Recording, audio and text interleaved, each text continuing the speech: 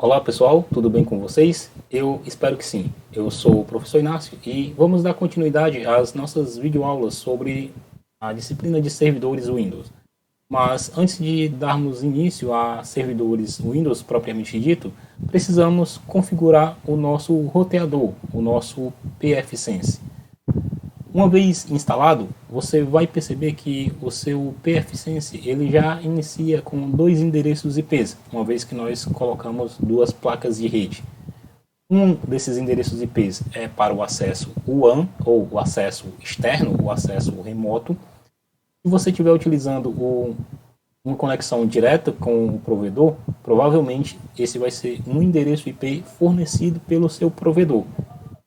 Na nossa infraestrutura, nós estamos utilizando a rede local. No meu caso, a minha rede local.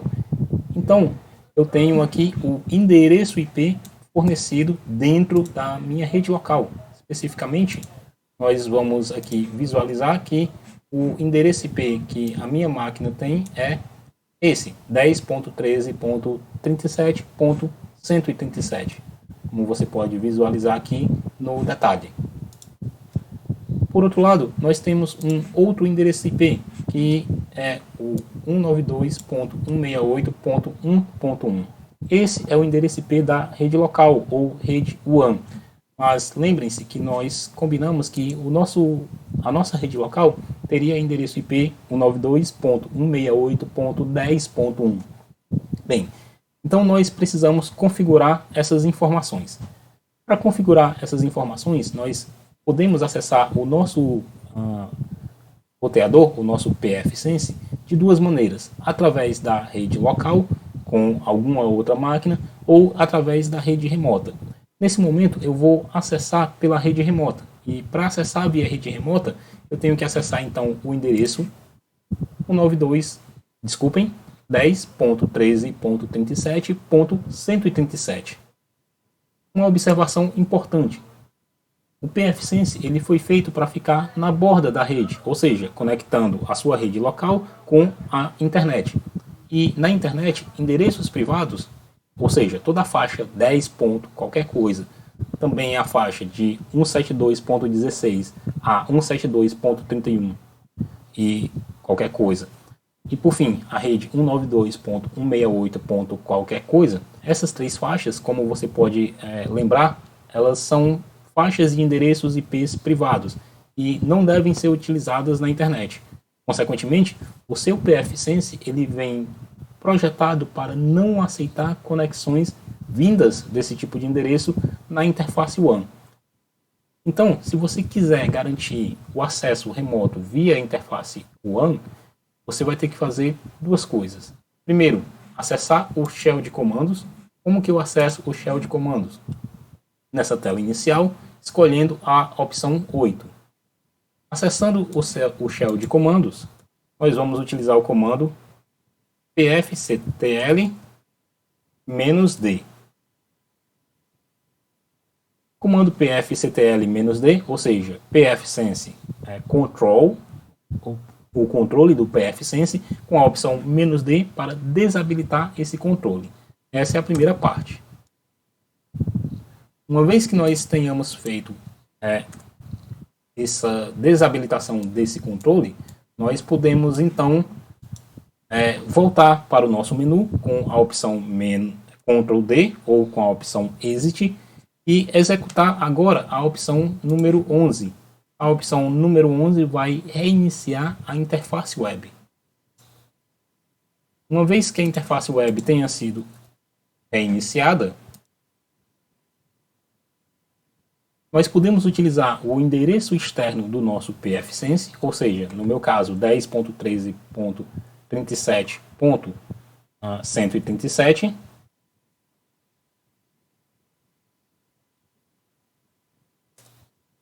termos acesso à interface do nosso pfSense. A primeira vez que você vai acessar, ou talvez até algumas próximas vezes que você vai acessar, você vai receber essa informação de que a conexão não é privada. Isso porque o pfSense usa um certificado digital autoassinado. Procurem no Google sobre certificados digitais e o que significa ter um certificado digital autoassinado. Para o nosso caso, eu vou simplesmente clicar em avançado e clicar no link para continuar. O usuário padrão se chama admin. A senha padrão é pfSense. Um detalhe importante. Esse desbloqueio que nós fizemos do controle do pfSense, ele é temporário. Então pode ser que daqui a alguns segundos nós não tenhamos mais acesso ao pfSense.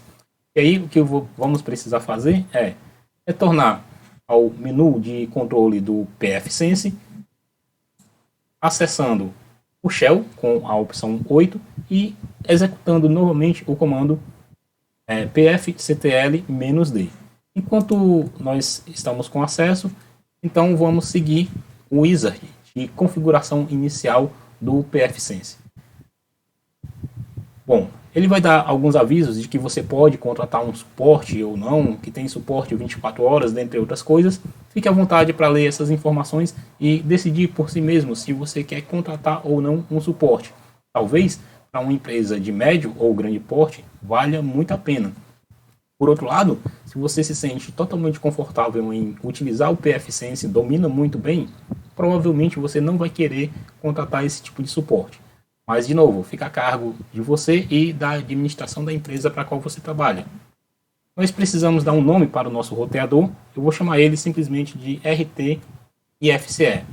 Nós precisamos de um domínio. Eu vou chamar simplesmente de lab.br. Precisamos informar quais são os servidores de DNS da nossa rede. Eu vou usar o 8.8.8.8. Não vou adicionar um servidor de DNS secundário, embora seja importante você ter mais de um servidor DNS dentro da sua rede. E eu vou permitir essa opção, vou deixar ela marcada. Isso significa que toda vez que o meu computador pegar um endereço de DNS, o pfSense, pegar um endereço de DNS vinda da rede WAN, ele vai repassar essas informações para dentro da rede local. Assim, no caso de você ter algum problema com o endereço IP que você forneceu e ele falhou, os endereços da rede WAN, os endereços de DNS da rede WAN vão ser utilizados. A partir do momento que nós tivermos o nosso próprio servidor de DNS interno e ele estiver funcionando corretamente, nós vamos voltar nessa configuração e desabilitar esse item.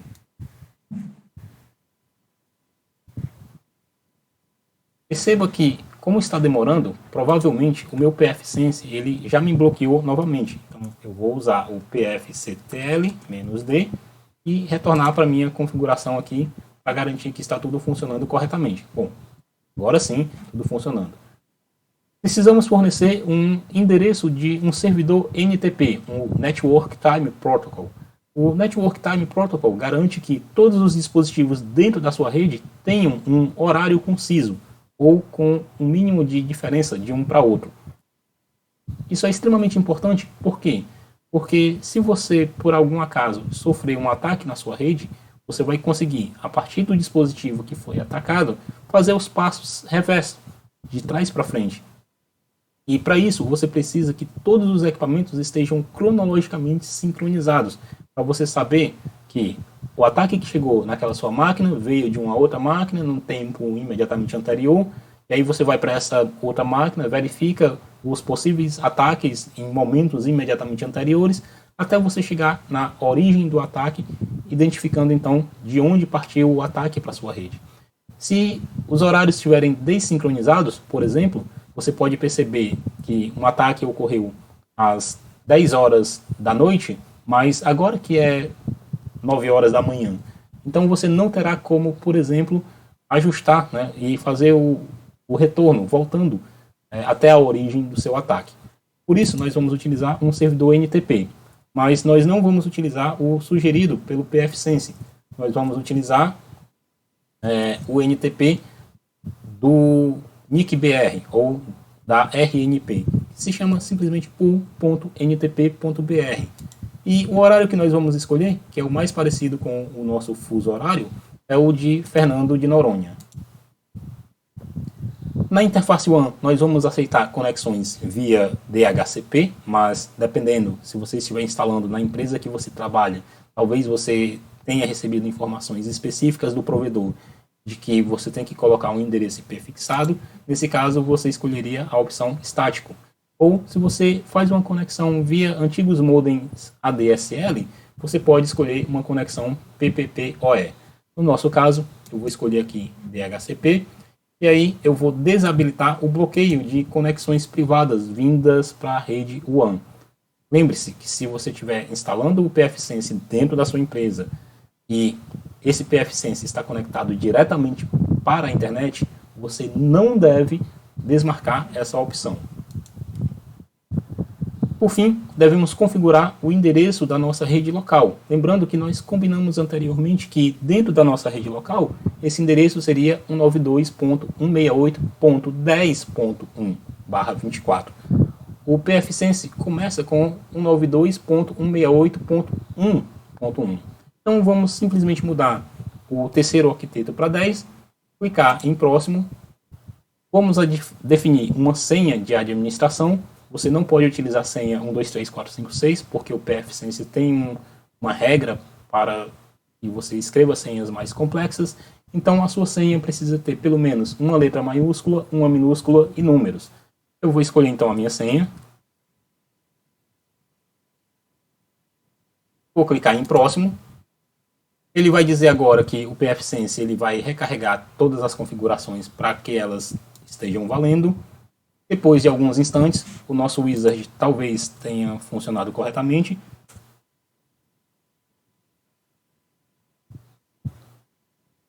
Você pode verificar se existem atualizações, caso contrário, basta clicar em finalizar e teremos então o nosso pfSense totalmente funcional.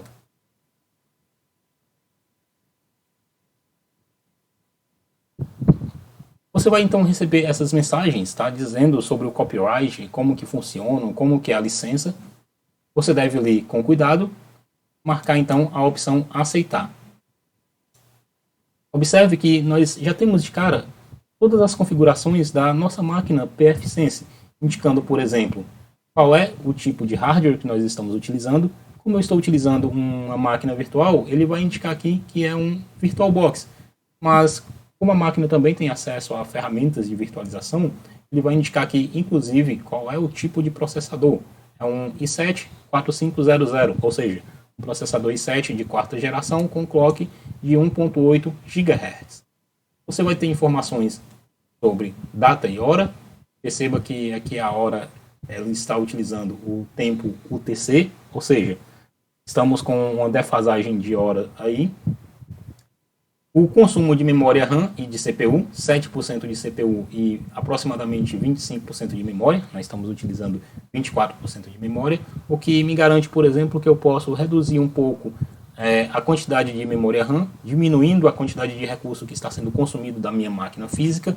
E outro detalhe importante é, primeiro, você pode adicionar novas informações aqui, chamadas de widgets. Então, por exemplo, você pode escolher que tipo de informações você quer visualizar a respeito do seu sistema operacional, como é que está o status do NTP, como é que está o tráfego de rede, gráfico de tráfego de rede e assim por diante. Então, por exemplo, se eu adicionar um gráfico de tráfego de rede, eu vou conseguir visualizar essa informação aqui. Além disso, você pode remover informações desnecessárias ou pode simplesmente minimizar elas e mudar elas de lugar. Então, nesse momento, eu tenho agora informações de a porta WAN, por exemplo, com o endereço IP 10.13.37.137, que é o endereço IP que nós usamos para acessar o nosso pfSense. Eu tenho informações sobre a rede LAN, 192.168.10.1, que foi a informação que nós configuramos anteriormente. Por fim, eu tenho as informações sobre o consumo, a largura de banda que está sendo utilizada pelo nosso firewall no momento. Tá? Eu vou remover essa informação, tá? Mas se você quiser, lembre que você pode manter elas. E para finalizar, só mais um detalhe. É importante levar em consideração que a nossa interface LAN, ela vem por padrão com um servidor de DHCP habilitado. Lembre que nós vamos instalar todos esses serviços na nossa máquina Windows Server. Então eu venho em serviços, vou no serviço de DHCP e marcada essa opção habilitar o DHCP para a interface LAN, eu vou desmarcar ela. Com isso, eu não vou mais fornecer endereço IP por meio do pfSense. Esse serviço vai ser utilizado, vai ser fornecido via o Windows Server. Clico em salvar, as minhas configurações estão finalmente salvas e o meu pfSense está pronto para uso. É isso, pessoal. Até a próxima aula.